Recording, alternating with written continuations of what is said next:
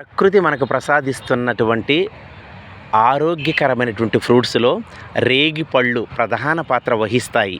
అలాంటి రేగిపళ్ళు మీరు చిన్నప్పుడు తిని ఉంటే తప్పనిసరిగా కామెంట్ చేయండి.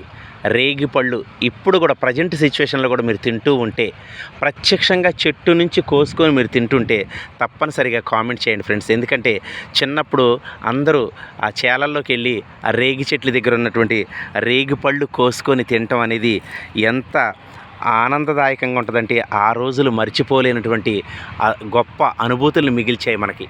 కానీ ఈ రోజుల్లో కూడా మనం వెతికితే దొరకనిదంటూ ఏదీ లేదు ప్రకృతిలో. ప్రకృతిలో ప్రతిదీ దొరికిద్ది. కానీ ఆ ప్రకృతిని మనం కాపాడుకోవాల్సిన బాధ్యత ఎంతైనా ఉంది. చూసారా, నేచురల్‌గా ప్రకృతిలో చేలో పెరిగినటువంటి చెట్లివి. ఎంత హెల్తీగా ఇప్పుడే విస్తారంగా కాసిన ఈ కాయలు మీరు చూస్తూనే ఉండొచ్చు. ఇవి ఇంకా 20 డేస్ అయితే చక్కగా దోరగాయలయ్యి పండుతాయి. అంటే చూసారా ఫ్రెండ్స్, ఎంత బాగున్నాయో చూడొచ్చు. అంటే ఇవి నేచురల్‌గా ఎవరు నీళ్ళు పోయకుండానే ప్రకృతి ఒడిలో పెరుగుతూ మనకి తియ్యని ఫలాలు అందిస్తున్నాయి. ఈ చెట్లు నిస్వార్థంగా ఉన్నటువంటి చెట్లు ఇంత గొప్ప పని చేస్తున్నాయి. ఇదే రేగు చెట్టు.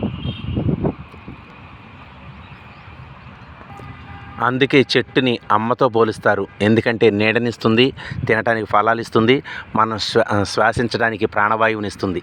అందుకే చెట్టుని అమ్మతో పోల్చొచ్చు.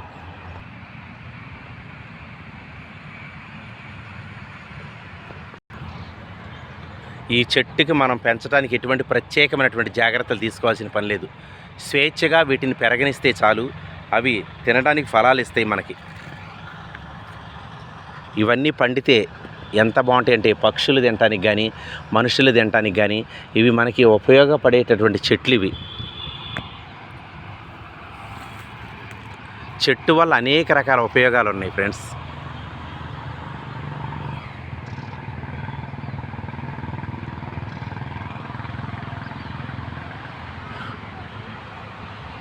మీ చిన్నప్పుడు యొక్క జ్ఞాపకాలను నెమరు వేసుకుంటే రేగిపళ్ళు తినటం అనేది ఒక అద్భుతం అని చెప్పొచ్చు చిన్నప్పుడు.